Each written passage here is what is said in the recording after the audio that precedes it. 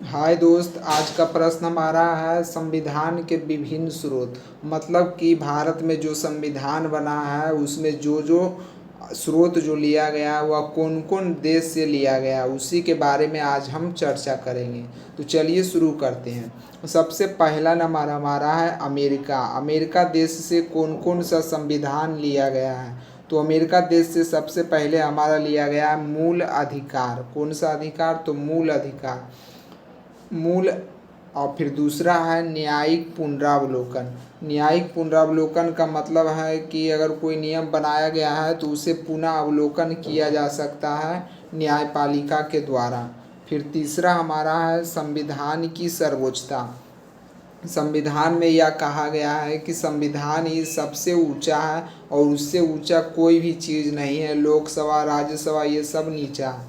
फिर चौथा हमारा है निर्वाचित राष्ट्रपति एवं महाभियोग।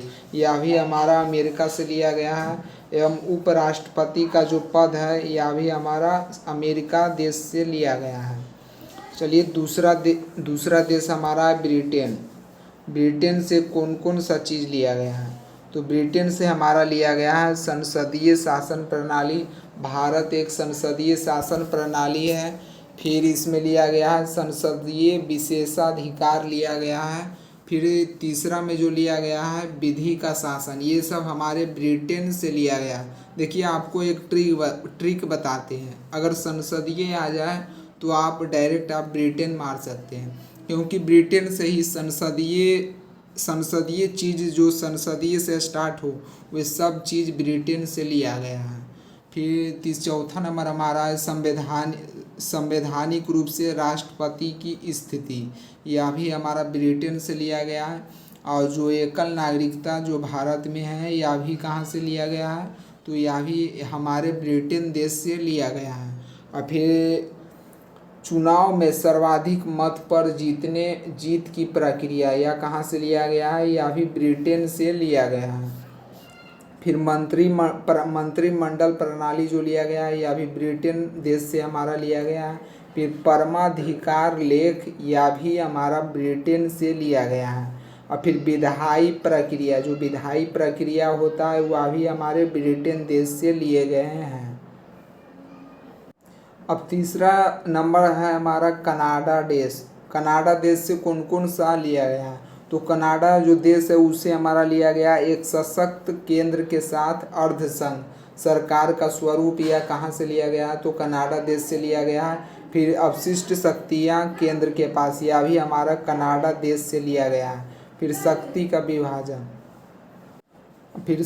का विभाजन संघ एवं राज्यों के बीच, यह भी हमारा कनाडा देश से लिया गया है।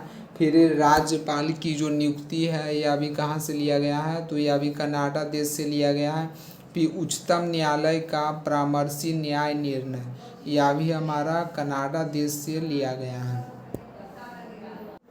अब हमारा आयरलैंड देश। तो आयरलैंड देश से कौन कौन सा तत्व लिया गया है? तो आयरलैंड देश से जो लिया गया है राज्य के नीति निर्देशक तत्व जो लिया गया है वह हमारा आयरलैंड देश से लिया गया है।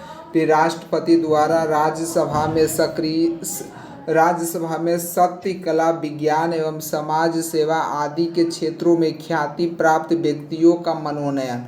मतलब कहने का मतलब है कि राष्ट्रपति द्वारा व्यक्तियों का मनोनीत जो किए जाते हैं राज्यसभा लोकसभा में, वह कहाँ से लिया गया है? तो आयरलैंड से लिया गया है।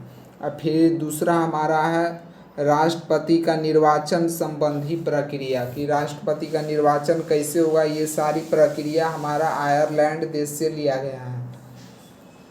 फिर पाँचवा नंबर देश हमारा है दक्षिण अफ्रीका। दक्षिण अफ्रीका से कौन कौन सा तत्व लिया गया है या स्रोत लिया गया है? तो संविधान संशोधन की प्रक्रिया या कौन सा देश से लिया गया है? तो दक्षिणी अफ्रीका से लिया गया है। एवं राज्यसभा सदस्यों का निर्वाचन की प्रक्रिया, कि राज्यसभा सदस्यों का निर्वाचन कैसे होगा, यह कहाँ से लिया गया है? तो दक्षिण अफ्रीका से लिया गया है। चलिए छठा नंबर हमारा प्रश्न है फ्रांस। तो फ्रांस देश से कौन कौन सा स्रोत लिए गए हैं? तो स्वतंत्रता कहाँ से लिए गए हैं? तो फ्रांस देश से स्वतंत्रता लिए गए हैं। एवं समानता और बंधुत्व का सिद्धांत, ये भी हमारा फ्रांस देश से लिया गया है। फिर गणतंत्रात्मक की प्रक्रिया, यह भी हमारा फ्रांस देश से लिया गया है। फिर 7वां नंबर हमारा प्रश्न, 7वां नंबर हमारा देश है ऑस्ट्रेलिया। ऑस्ट्रेलिया से कौन कौन सा स्रोत लिया गया? तो समवर्ती सूची का जो प्रावधान है वो अभी ऑस्ट्रेलिया से लिया गया है। देखिए समवर्ती सूची क्या होते हैं? तो समवर्ती सूची में केंद्र एवं राज्य सरकार दोनों कानून बना सकते हैं, उसे ही समवर्ती सूची कहते हैं। जैसे कि हो गया शिक्षा पर केंद्र सरकार भी कानून बना सकता है एवं राज्य सरकार दोनों कानून बना सकता है। लेकिन अगर केंद्र सरकार के द्वारा कानून बनाया गया है तो उसी का कानून मान्य होगा, ना कि राज्य सरकार का। और दूसरा हमारा है संसद के दोनों सदनों की संयुक्त बैठक जो प्रक्रिया है, यह भी ऑस्ट्रेलिया देश से लिया गया है। अब हमारा आता है 8वां नंबर में जर्मनी देश। जर्मनी का वाइमर संविधान। जर्मनी के संविधान को कौन सा नाम से जानते हैं? तो वाइमर संविधान के नाम से जानते हैं। उसमें कौन सा स्रोत लिया गया? तो उसमें आपातकाल के दौरान मूल अधिकारों का निलंबन। कहने का मतलब है जो आपातकाल जब लगता है तो उसमें मूल अधिकारों को रोक दिया जाता है। आप कहीं भी घूम नहीं सकते हैं।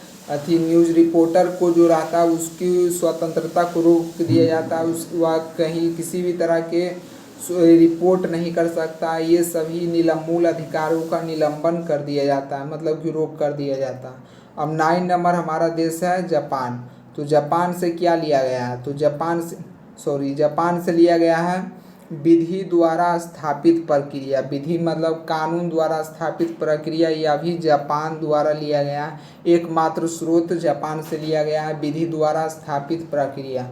अब 10वां नंबर हमारा लास्ट में है पूर्व सोवियत संघ, अर्थात वो पहले जो सोवियत संघ था उसी को अब रूस के नाम से जानते हैं। अब वह सोवियत संघ खत्म हो चुका है, इसलिए रूस भी कहीं कहीं एग्जाम में लिखा हुआ रह सकता है। तो पूर्व सोवियत संघ से लिया गया। मूल कर्तव्य जो लिया गया है वह पूर्व सोवियत संघ से लिया गया है। प्रस्तावना में सामाजिक, आर्थिक, राजनीतिक न्याय का आदर्श जो लिया गया है वह भी पूर्व सोवियत संघ से लिया गया है। इतना जो आपको बताएं, यह हर एग्ज़ाम में 5 से 6 प्रश्न पूछते रहते हैं। ज़्यादातर की रेलवे हो गया, बीपीएससी, यूपीएससी, ये सब पीसीएस एग्ज़ाम में ये सब लगातार पूछे जाते हैं। आपको विश्वास नहीं है तो आप प्रीवियस ईयर क्वेश्चन को आप जाकर देख सकते हैं कि इससे जो क्वेश्चन पूछे जाते हैं या नहीं।